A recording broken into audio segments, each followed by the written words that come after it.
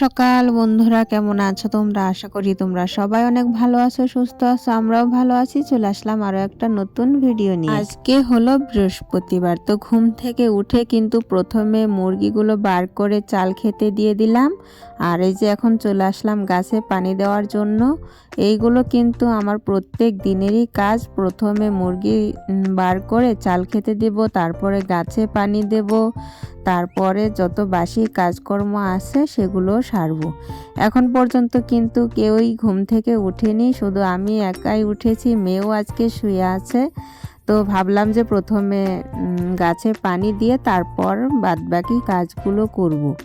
এই যে ছোট ছেলে উঠে পড়েছে, মানে ডেকে উঠালাম ওদেরকে, বললাম যে ব্রাশ করে নিয়ে স্কুলে যেতে হবে। 2-3 দিন তো স্কুলে যাওয়া হলোই না, কারণ স্কুলে খেলা হচ্ছে, তো সেই জন্য আর পাঠাইনি। তো এই যে এক গাদা বাসন নিয়ে বের হয়ে পড়লাম। আর প্রত্যেক দিনেরই কাজ এগুলো। আমাদের গ্রামের বাড়িতে যারা থাকে তারা কিন্তু বুঝবে যে সকাল সকাল উঠেই কিন্তু আমাদের সমস্ত বাসি কাজ সারতে হয়। তার কারণ আমাদের বাড়িতে তো কোনো বেসিন নেই, সেই জন্যে কিন্তু রাতে বাসনগুলো ধুয়ে রাখতে পারি না। যেহেতু বাইরে বার করে আমাদেরকে বাসনগুলো ধুতে হয়, সেই জন্যে রাতে কিন্তু ওইভাবে রেখে দিই। সকালে উঠে কিন্তু সমস্ত বাসনপত্রগুলো কিন্তু ধুতে হয়। তো এই যে বাসন ধোয়ার পর কলপাটটা একটু নোংরা হয়েছিল, ভালো করে মোটর চালিয়ে পানি দিয়ে ধুয়ে নিলাম। এখন এই যে কলসিটাও ভরে নেব, তারপর আমি ব্রাশ করে গিয়ে তারপর কিন্তু রান্নাটা বসাবো। তো এই যে ব্রাশ করে চলে আসলাম। এখন এই যে বাসনগুলো গুছিয়ে নিচ্ছি। বাসনগুলো যদি গোছানো না থাকে না, তাহলে কিন্তু একদমই ভালো লাগে না কাজ করার সময়। এটা মানে পাই না, ওটা পাই না, মানে গামলার মধ্যে থাকে, তো সেই জন্যে যদি গোছানো হয়ে যায় তাহলে দেখবে যে মানে জিনিসপত্র নিতেও সুবিধা হয়, আর চোখের সামনেও থাকে, তাড়াতাড়ি কাজগুলো করা যায়। তো প্রথমে বাসনগুলো গুছিয়ে নিয়ে তারপর কিন্তু আমি রান্না বসাবো।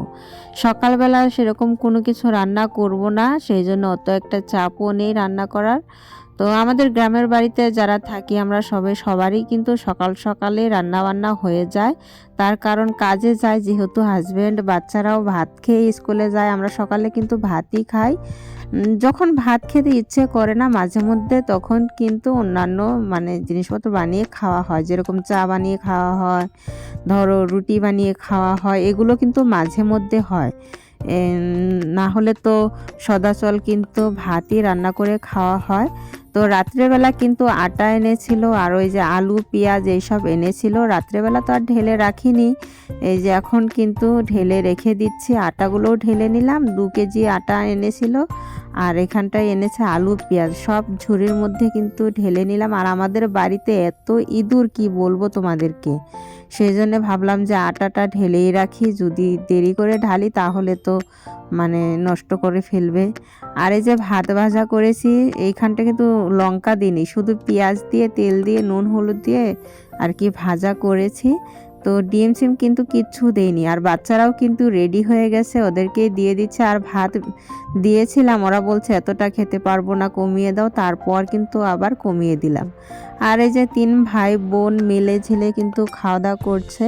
তো আমিও ভাবলাম যে একটু ভিডিও করে রাখি, এরা বড় হলে তাও দেখতে পারবে। এদেরকে দেখে তো আমারই ছোটবেলার কথা মনে পড়ে যায়, তার কারণ আমরাও ভীষণ দুষ্টুমি করতাম ভাই বোনেরা মিলে। তো যাই হোক, ওদের দেখে আর কি একটু ভিডিও করে রাখলাম। তো ওরা স্কুলে যাওয়ার পর কিন্তু আমি রান্নাঘরে কাজকর্ম সেরে এসে তারপরে যে প্রথমে কিন্তু কাপড়গুলো ধুয়ে নিলাম। আর ভালো হাওয়া দিচ্ছিল আজকে, তোমরা হয়তো ভিডিওতে দেখে বুঝতেই পারছো। তো কাপড়গুলো ধোয়ার কারণ হলো এই যে বাচ্চাদের সোয়েটারগুলোও ধুয়ে দিলাম। ওরা তো আবার সন্ধেবেলা পরবে, যেহেতু একজোড়া করে সোয়েটার। এবার তো শীতে কোনো কাপড় চোপড় নিয়ে দেওয়া হয়নি, কিনে দেওয়া হয়নি, সেই জন্য আর কি অল্প মানে কষ্টই হয়ে গেছে বাচ্চাদের। তো কি আর করব, হাতে টাকা আসলে অবশ্যই কিনে দেব। বাচ্চাদের কাপড় চোপড় আগে কিনবো প্রথমে। তো ওইগুলো ধুয়ে শুকোতে দিয়ে এসে তারপর কিন্তু আমি বিছানা তুলছি। আর আমার হাজব্যান্ড কিন্তু আজকে কাজে যায়নি, তার কারণ ওর কাজ নেই, বর্তমানে কাজ নেই, সেই জন্য আর কি বাড়িতে আছে, বাড়িতে থাকে না, বাজারে চলে যায় যে কি করবে না করবে সেটার জন্য। তো কি আর করবো, আমাদের মধ্যবিত্ত পরিবারে অনেকটাই মানে হিসেব করেই চলতে হয়, সব সময় তো আর কাজকর্ম থাকে না, তাই না? তো যখন যেরকম পরিস্থিতি তখন সেরকম করেই চলার চেষ্টা করি। তো যাই হোক, কি আর করব, উপরওয়ালা যেরকম রেখে খুশি আমরাও সেরকমভাবেই থেকেই খুশি, তাই না? তো এই যে কাপড় চোপড়গুলো ভাঁজ করে নিচ্ছি, কালকের কিছু কাপড় কেচেছিলাম কালকে, ওইগুলো শুকিয়ে গেছিল, তো ওগুলো আর ভাঁজ করা হয়নি, উঠিয়ে আমি এই টেবিলটার উপরে রেখে দিই। তো ভাবলাম যে এই ঘরটায় আগে গুছিয়ে নিয়ে তারপর আমাদের ঘরটা গোছাবো। ওই ঘরটা কিন্তু এখনও গোছানো হয়নি, মেয়ে কিন্তু ঘুমিয়ে আছে, ও মানে অনেকটা সকালে উঠে তো সেই জন্যে ঘুমিয়ে গেছে। তো ভাবলাম যে এই ঘরটা গুছিয়ে নিয়ে তারপর বড় ঘরটা গোছাবো।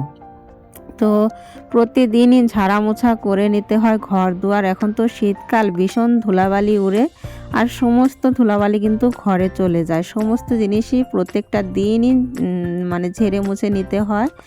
তো এই যে এদিকে কিন্তু আমার হাজব্যান্ড এই যে কাজ করছিল, মানে কিছু চারা গাছ কিনে এনেছিলাম, তো কয়টা লাগানো হয়েছিল আর কয়টা লাগানো হয়নি ওইগুলোই আর কি ও লাগাচ্ছে।